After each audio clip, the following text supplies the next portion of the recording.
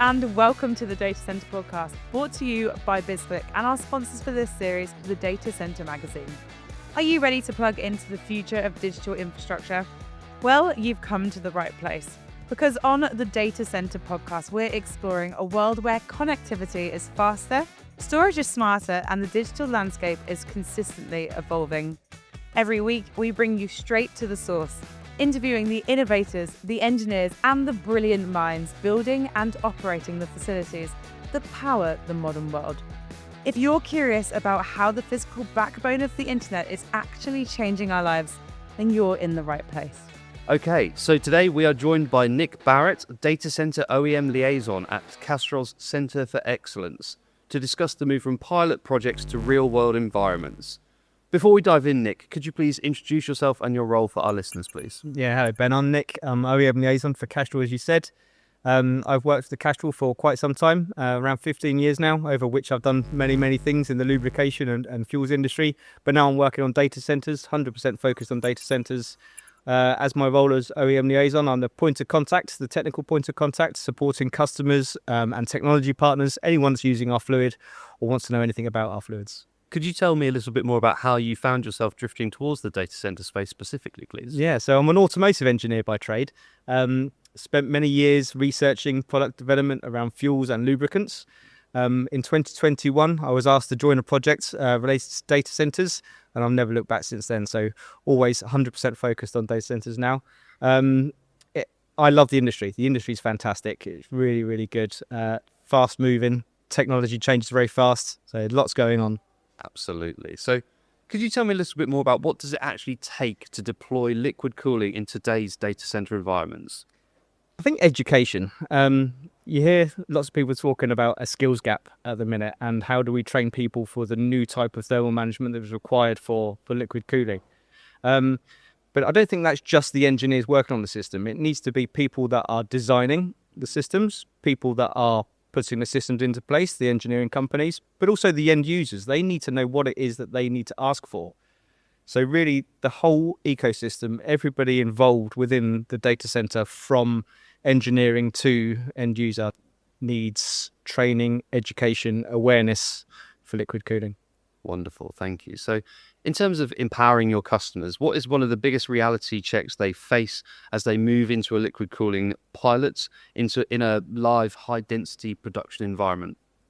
I think some of that relates to the question you asked in the first place. I think people don't appreciate what's required in terms of maintenance and startup for liquid cooling. So we see people designing systems, and then the fluid is almost an afterthought sometimes, whereas it's much more beneficial to involve us from day one, even day zero. A good case for that would be, on a big scale, when people deploy liquid cooling, they say, I never realised there was all these steps we need to go through. I didn't realise the maintenance or the checks that we need to be doing on the fluid. A good example of that is flushing systems. So when flushing systems, often it's not appreciated or thought of. Well, we talked a little bit about introducing liquid cooling.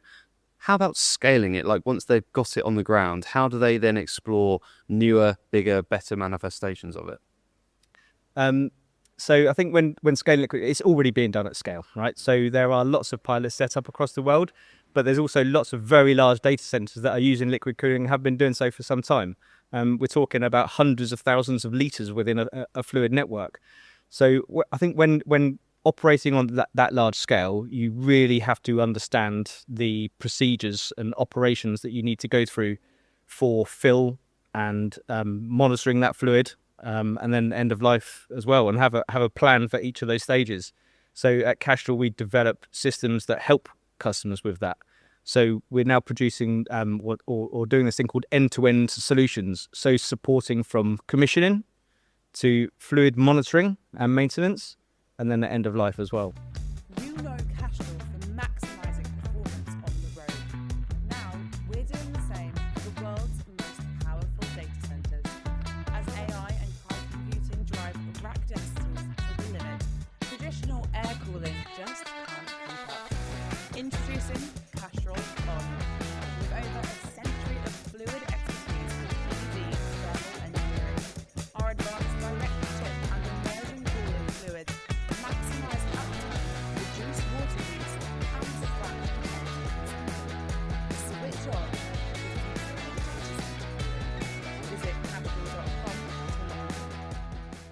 we've talked a little bit about the interconnectedness of it all as an industry, but how does ecosystem collaboration enable reliable deployment at scale? I think it's really important. I think if you go into a project where people haven't worked together before, where it's a new collaboration, you're learning as you go. So having a very good ecosystem of providers and partners working together at the earliest stage possible is very, very important. If you can go to that with a fully validated and tested solution, you know how it's going to behave. If the fluid is touching materials that haven't been tested, then you run the risk of having problems in the future.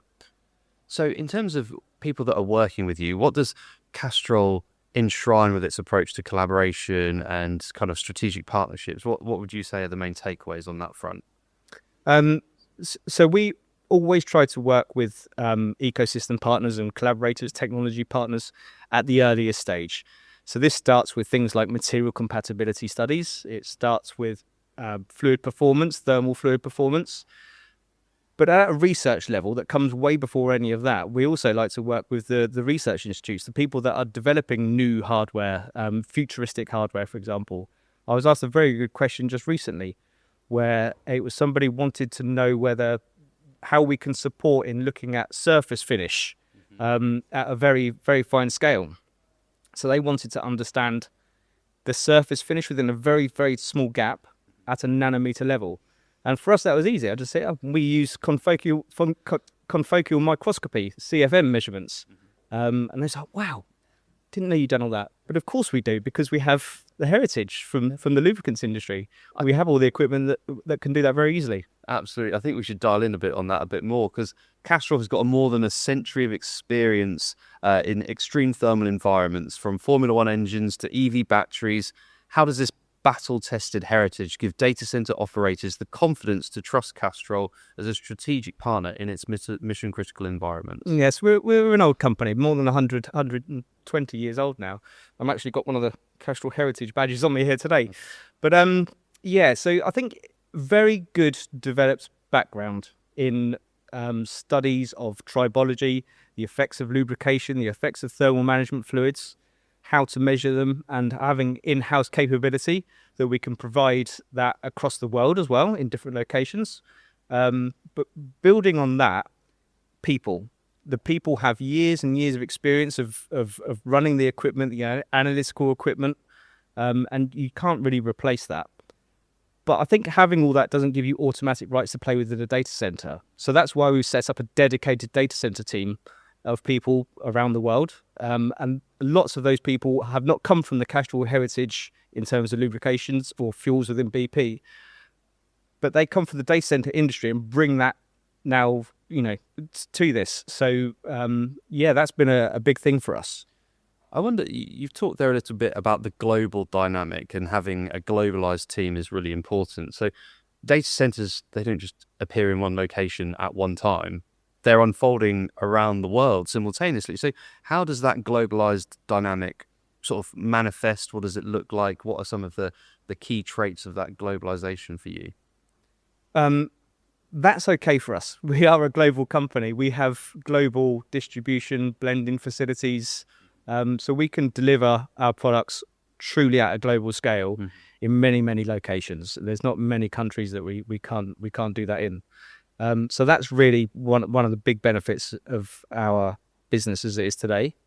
But like you said, a data center operator or data center company might be setting up a data center in US and at the same time one in Europe and at the same time one in Asia Pacific. But yeah, that's normal operation for us. Yeah.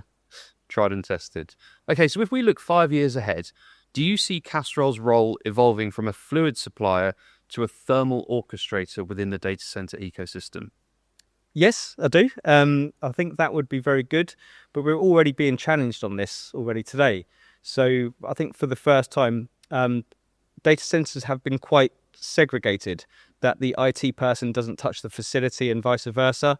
Whereas now you bring fluids into the mix, the fluid is the only component in the system that touches every other part of the system. So it's bringing it all together. And that demarcation of roles and responsibilities is becoming very blurred, especially during startup. So if a data center is built new today, part of that system might come on live before another part. And that, second room might not be handed over to the operations team, yet the fluid would be flowing through it. So these are things that needs to be discussed and thought about when building data centers. Thank you very much. So for our last question of this podcast today, we like to ask you a question that one of our previous kind of interviewees was asked.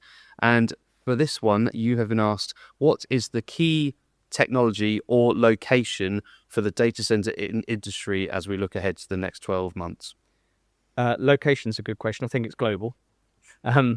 Yeah, everywhere. Uh-huh. But the technology, I think we're changing rack density, and the power per rack is growing exponentially. It's not going to be long before we see racks of 300 and then 600 kilowatts and moving towards 1 megawatt racks. And how to achieve thermal management efficiently in those systems is going to be a challenge, but it's something that we're working on already today. So we have working groups within OCP, for example, looking at how we do thermal management at 1 megawatt rack level. And I think that's going to be one of the key changes over the next 5 years within thermal management. Perfect. Thank you. Now it's your chance to pass the baton to the next respondent. So what would your question be that you'd like to ask the next interviewee, please? You can go wherever you like with this. Yeah, I don't know. I haven't really thought about this before. I think my question would be around thermal management. Okay. And I'd like to know, how do you plan to integrate fluids for thermal management into your next data center? Fantastic. Thank you very much. Well, Nick, it's been a pleasure to chat to you today with this Data Center Magazine podcast. Thank you for joining us.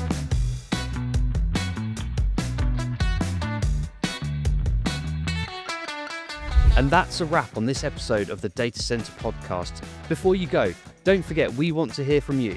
Got a tough question about power usage effectiveness? A tricky issue with cooling optimization? Or maybe you're an industry leader with an incredible data center innovation story to share and you want to appear on the show? Send us your burning questions or your speaker pitch. You can easily drop us a line at editor@datacentermagazine.com. Please remember to email from your business email address.